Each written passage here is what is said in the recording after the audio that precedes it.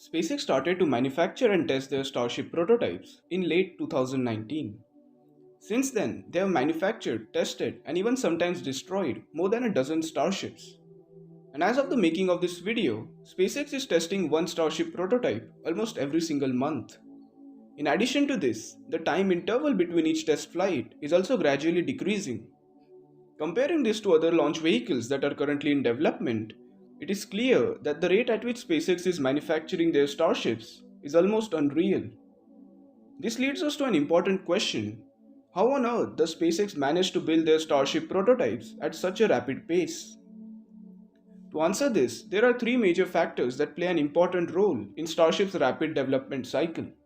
The smart decision of using low-cost raw materials, the rapid iterative development philosophy, and the ambitions and the goal of the Starship project itself. Let's look into these factors one by one, starting with the low cost of raw materials for Starship. For decades, the most commonly used materials in rockets have been aluminium and titanium, and most recently, some advanced carbon composites. These materials are used because they are quite strong and at the same time are lightweight.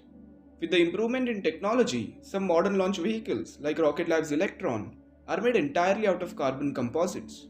The Electron is so lightweight that you can actually lift one half of Electron's fairing with just a single hand.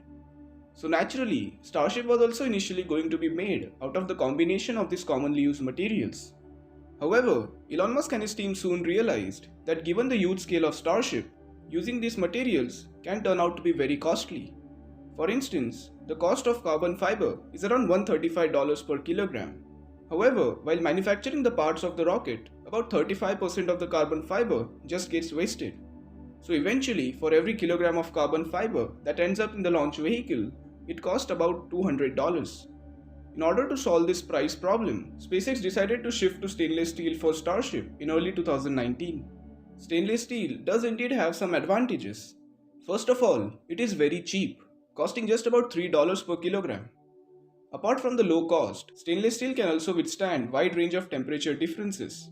This would help SpaceX when they start testing orbital starships, as during orbital re-entry, temperature outside the starship can go as high as 1500 degrees Celsius, while at the same time there will be cryogenic methane and liquid oxygen inside the starship.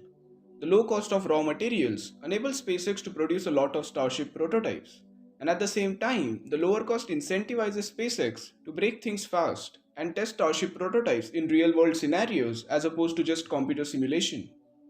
The other major factor that helps SpaceX build their Starship so quickly is the rapid iterative development philosophy. This kind of approach is very rare in the rocket launch industry.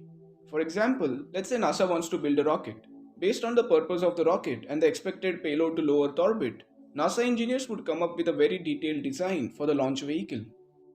Here, the engineers would design all the aspects of rocket in great detail, and then after some computer simulation and wind tunnel testing, they would finalize the design.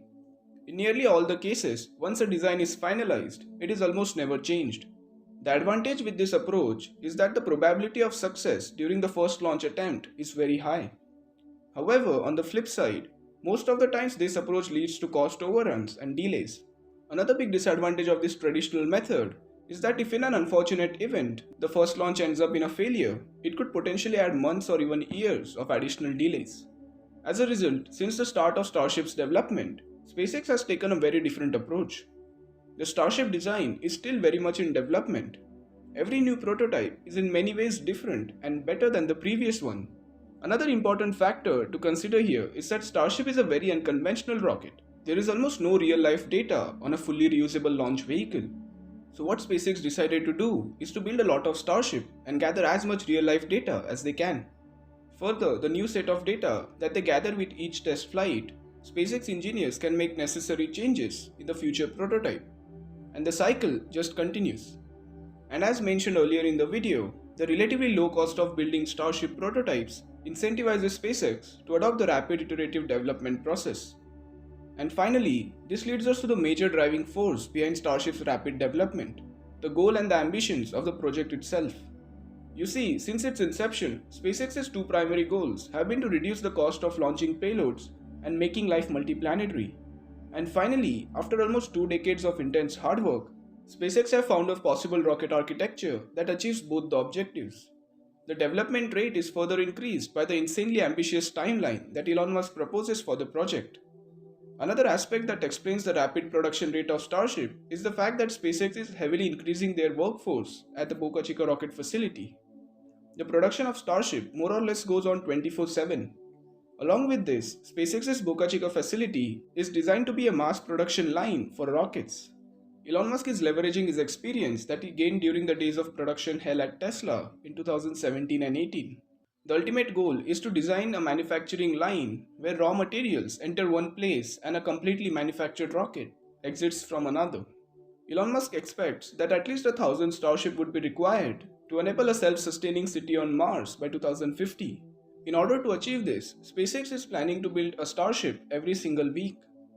With the recent trend of increasing production speed and decreasing time interval between each test flight, it does seem that this ambitious goal can potentially become a reality in a very near future. So as you can clearly see, the current production rate of Starship is just going to increase, and once orbital starships enter the scene, the excitement would increase even further. That's all for today's video. If you like the content, do consider subscribing the channel. Thanks for watching. Have a nice day.